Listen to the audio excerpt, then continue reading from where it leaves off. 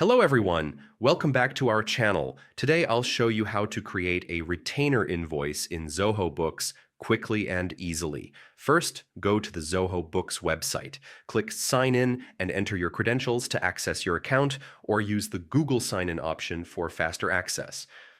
Next, on the left-hand menu, click Sales to open all your sales-related activities, including invoices, estimates, and sales orders. Now, select Retainer Invoices from the menu.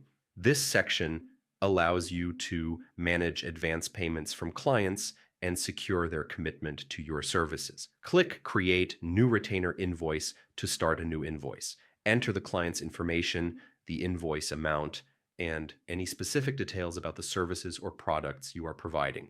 Make sure all the information is accurate. After entering all the details, click Save. You can now send the retainer invoice to your client or print it if needed.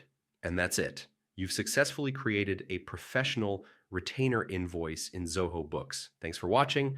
Don't forget to subscribe to our channel, and I'll see you in the next video.